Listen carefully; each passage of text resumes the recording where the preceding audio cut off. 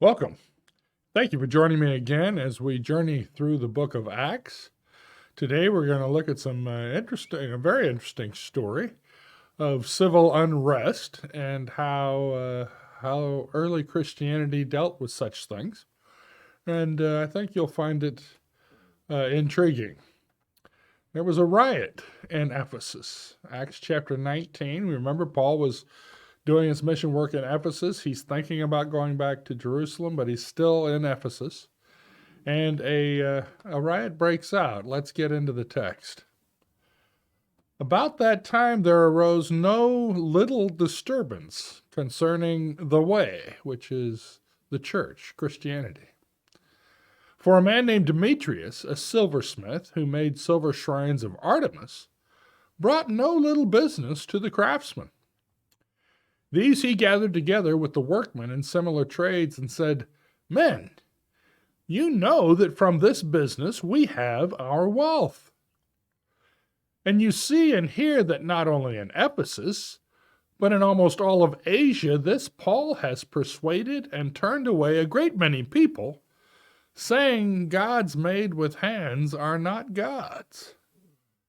And there is a danger not only that this trade of ours may become into disrepute, but also that the temple of the great goddess Artemis may be counted as nothing, and that she may even be deposed from her magnificence, she whom all Asia and the world worship." When they heard this, they were enraged, and were crying out, "Great is Artemis of the Ephesians!" So the city was filled with confusion, and they rushed together into the theater, dragging with them Gaius and Aristarchus, Macedonians who were Paul's companions in travel. But when Paul wished to go in among the crowd, the disciples would not let him. Even some of the Asiarchs, which are leading men of the city, who were friends of his, sent to him and were urging him not to venture into the theater. Now some cried out one thing and some another, for the assembly was in confusion, and most of them did not even know why they had come together. Some of the crowd prompted Alexander, whom the Jews had put forward. And Alexander, motioning with his hands, wanted to make a defense to the crowd, but when they recognized that he was a Jew, for about 2 hours they all cried out with one voice, "Great is Artemis of the Ephesians." And when the town clerk had quieted the crowd, he said, "Men of Ephesus, who is there who does not know that the city of the Ephesians is the temple keeper of the great Artemis and of the sacred stone that fell from the sky? Seeing then that these things cannot be denied, you ought to be quiet and do nothing rash. For you have brought these men here who are neither sacrilegious nor blasphemers of our goddess. If therefore Demetrius and the craftsmen with him have a complaint against anyone, the courts are open and there are proconsuls. Let them bring charges against one another. But if you seek anything further, it shall be settled in the regular assembly. For we are really in danger of being charged with rioting today, since there is no cause that we can give to justify this commotion." And when he had said these things, he dismissed the assembly. There's some pictures of Ephesus. You see modern Ephesus in the background, and ruins from the first century Ephesus in the foreground here. And here you see the theater that they talked about. They all rushed into the theater, and you'll sort of see why that was a natural gathering place in some of the other pictures here. But it's a very well-preserved amphitheater. Ephesus itself is one of the best preserved early sites. Many of the ruins have been uncovered and dug up and laid out and reorganized, and some has even been put back together so it can even be used in modern day. Very beautiful area. You can see why it was such a nice trade center as well. And here you see that the road leading into town, you see more ruins in the background there, that this would have been a natural end place. If everyone in the city got upset, they would all run down the street and into the theater. And apparently that's what happened here. In the far background, you see where the ocean actually comes up. It used to come up much closer to the city, and they had a port. But as I mentioned last week, the river silt had filled that in, and it's no longer close to Ephesus. But in the first century, the port was right there at the city edge. So what's going on here? I love the way Luke puts this. There was no little disturbance concerning the way, which means it was big. And I love the way he refers to the church as the way. That was one of the earliest designations for separating Christianity from Judaism. They called it the way of Christ, the way of the cross. It was the way. And everyone began to recognize that term as referring to followers of Jesus Christ. You got Demetrius here. He's obviously a wealthy man. He's one of the head silversmiths. It says he brought no little business to the craftsmen. Obviously, he's quite successful. He's one of the big shots. And the main trade in Ephesus was all these temples to the god Artemis, and there were others.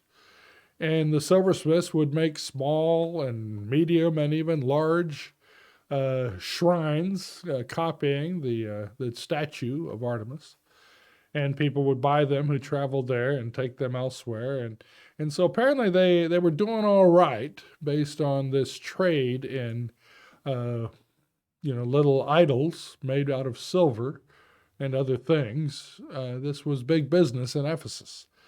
So you have Demetrius here, and he's seeing his business threatened. And I love the way he puts this. He says, and you see and hear that not only in Ephesus, but in almost all Asia, this Paul has persuaded and turned away a great many people, saying that the gods made with hands are not gods. Now, again, he says all Asia. That's referring to Asia Minor, which would be modern-day Turkey, up into Macedonia area. And he's feeling threatened by Paul. He's seeing that Paul's success in converting people to follow Jesus is a threat to his business. And that's interesting because there were clearly Jews present, and the Jews had always been monotheistic. They had always worshipped Yahweh, but they were not seen as much as a threat until you get into this confrontation in the theater. When a Jew steps up, they see him as the same as Christianity. They're monotheists. They're saying our idols are not gods. And so they quickly shouted him down, never gave him a chance to speak. But Demetrius is definitely got an axe to grind here. And he's seeing Christianity as a threat. And therefore, he's trying to deal with it with a mob mentality, since there were no legal codes that had been broken. So what do you do in that case? Well, he gets his tradesmen together, and he said our trade could lose its good name. We could be seen as fools for making idols that, according to this Christianity, are not gods. And their trade was based on the fact that this was a form of worship, to take these little idols back to your home and use them for worship. The temple of the great goddess Artemis will be discredited. He's appealing to their religious zeal, and not only their religious zeal, but the big money maker in Ephesus, the big attraction in Ephesus. And then he actually, the goddess herself will be robbed of her divine majesty. She might curse us if she loses her divine majesty. The whole city could be thrown under a curse if we let this horrible thing happen. So he's apparently quite persuasive, maybe a dynamic speaker, charismatic, and he gets this group whipped up into a big mob, and they start screaming, "Great is Artemis." They all recognize that there's not only religious and theological issues according to their religions at stake here. Demetrius pretty much let them know, you could be out of a job. You could lose your income. Your families might starve if we let this Paul continue spreading this gospel. But he cleverly disguises their economic motives with patriotism for Ephesus and the religious zeal for Artemis. He's obviously a pretty clever fellow, and he gets this crowd worked up into a frenzy pretty easily. So how do you stop this? Well, number one, as we read through Acts, you'll realize don't let Paul go talk to the mob. Every time Paul gets in front of a crowd, a riot breaks out. It's a gift with him. He just causes riots, and you say, well, maybe we're picking on Paul, but there were a lot of other Christians who spoke their faith and shared their faith, but apparently they didn't do it the way Paul did, because they didn't always end up in riots. But Paul had a way of being so persuasive, so overt in his argumentation, that people felt threatened. And it often caused a mob scene, a riot, got him stoned several times, persecuted regularly. And so it says Paul wanted to go speak to the audience, and his own disciples wouldn't let him. Some of the leading men of the city who were friends of Paul sent word to him saying, do not come into the theater. They were adamant. The last thing this mob needed was the gasoline that Paul would provide to the fire. And so he was kept out of the theater in this particular instance. You see this whole mob mentality here too, and I love the way Luke just describes it perfectly. Now, some cried out one thing, some another, for the assembly was in confusion. And I want you to really look at this, because this is so typical of a mob. And most of them did not know why they had come together. You ever seen a crowd like that? Someone starts running, there's a commotion, and suddenly everyone's running, and they don't even know what they're running to. They don't even know what's going on. And I've seen this all over the world, when, whether a fight breaks out, and in Africa, if a thief was caught, the mob would run together and try to beat him up. And some people were just like, what's going on? Who's here? They just wanted to see what the excitement was all about. So you're in a city like this group of tradesmen comes chanting up the street, great is Artemis, and they all run to the theater. Well, the rest of the town just kind of followed along. They didn't know what was going on. People were shouting all sorts of things, but hey, this was probably one of the most exciting things that had happened in a month or so. So they all gathered into the theater just to they wanted to be in the know. They didn't want to be the only people in town that missed what was going on. They had no clue. And that's how mobs are.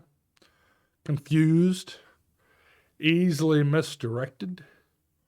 And you might say, well, isn't it good that we don't have that problem nowadays? Well, here in America, I think we have a different kind of mob, but it's the same mob mentality.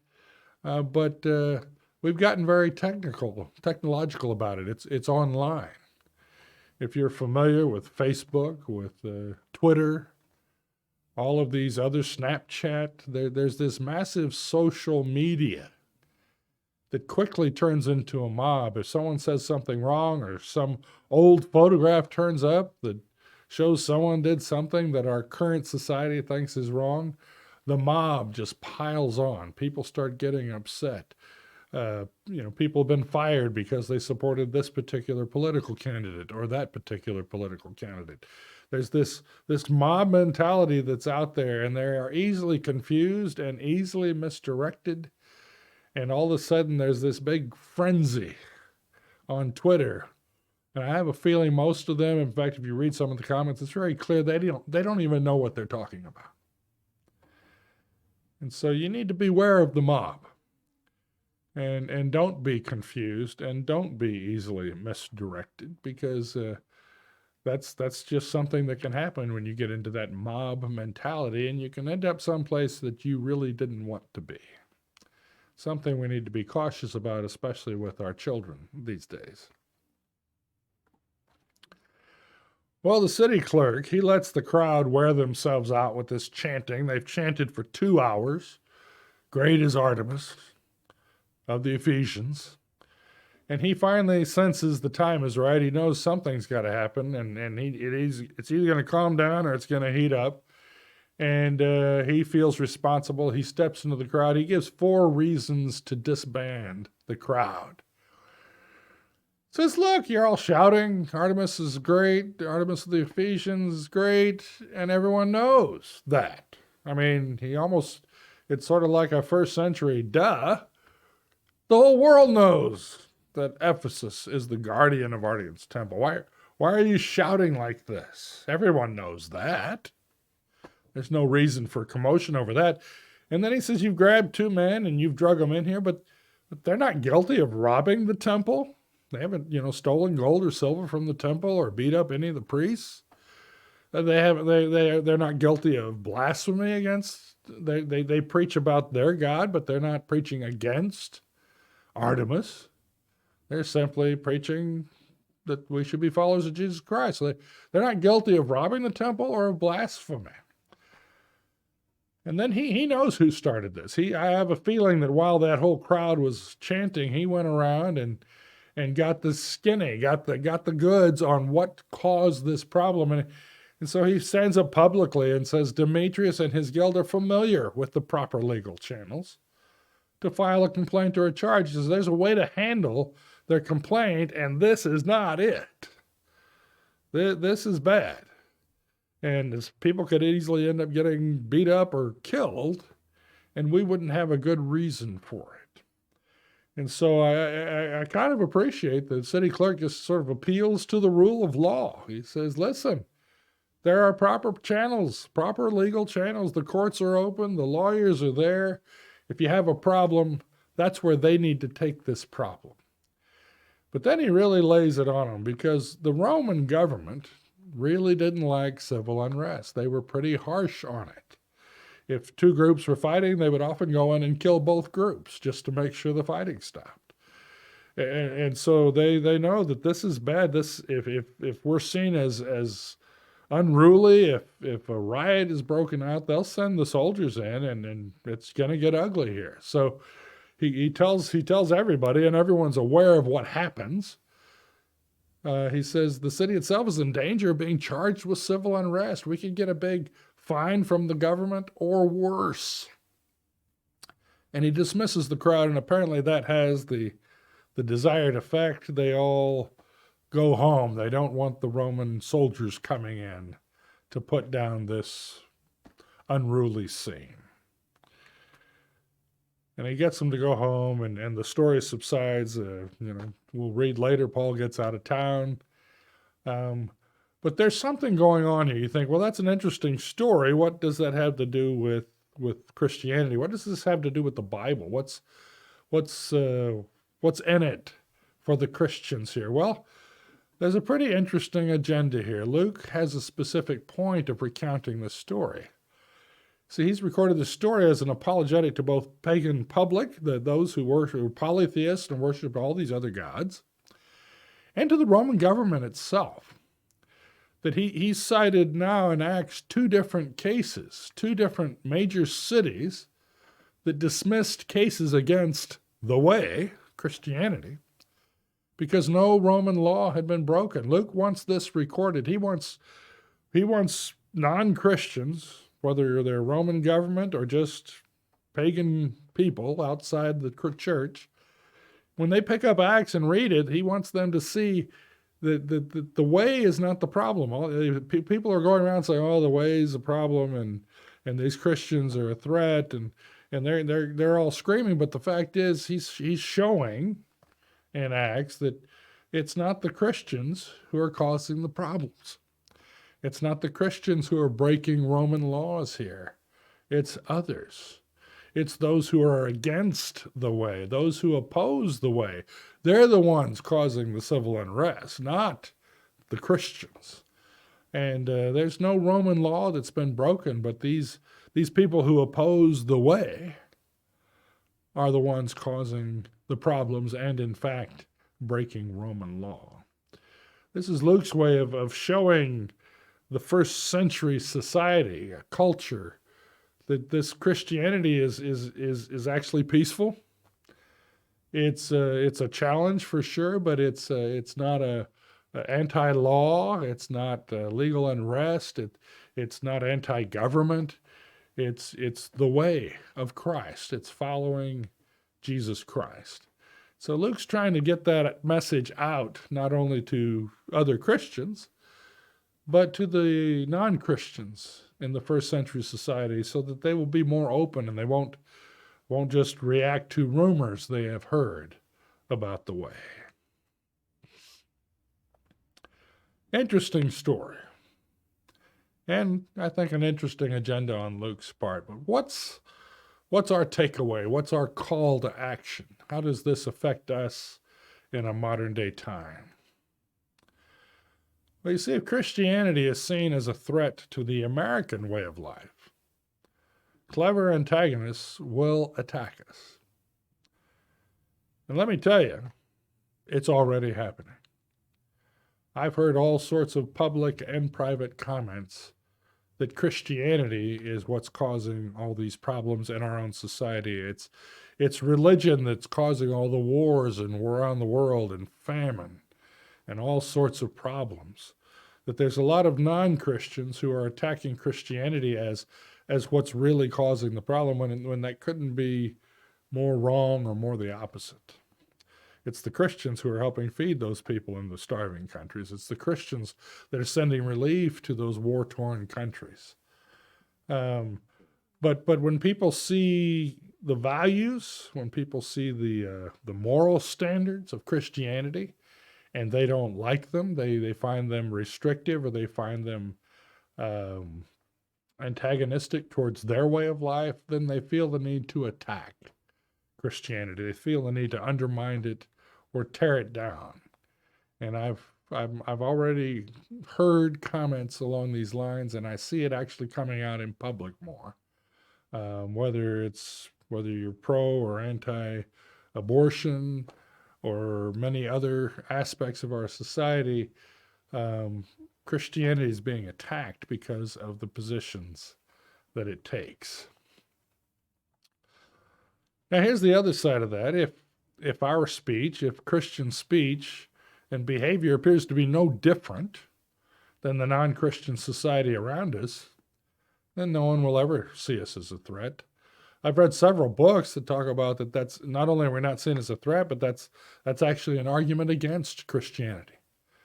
That if you look at Christians and you can't tell that they're any different than non-Christians in America, then what kind of a message do we have? And the answer is we have no message. If there's nothing different about the way we plan our budgets, the way we treat our families as married couples, the way we treat our spouses, if there's no difference in the kind of language that we use, in the kind of office politics that we deal in, whether at work, in the neighborhood politics, how do we treat our neighbors? If there's just nothing different about us, Christianity has no message. There needs to be something distinctively different about our standards, about our demeanor, our spirits, our charity, our peace, that would attract people to the message of Jesus Christ. So here's the challenge. Here's our call to action. I would love for this particular congregation to be actually seen as a threat. And no, I don't mean in a physical violence or a civil unway threat, but as a challenge to the normal material way of life that permeates our culture, to the normal, very anti-God culture that is around us. I would like us to live our lives in such a way that it would demand a response, that we would be seen as some sort of a challenge and a threat to people who are against God and against the families and against relationships that God has created.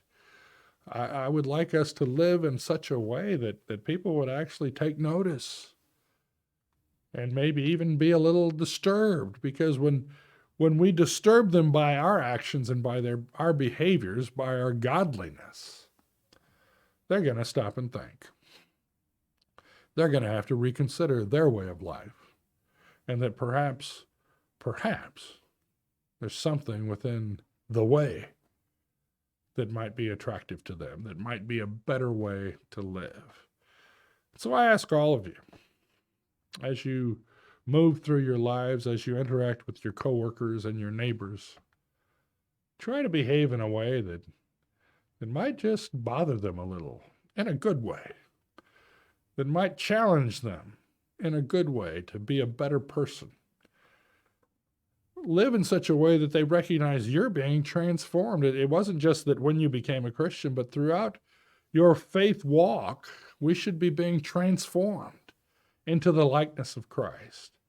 And people around us should see that and be challenged, be attracted to the way of Christ. I pray God's blessings on you as you move through your life and share the message that we have come to love, the gospel of Jesus Christ. Thank you for joining me today.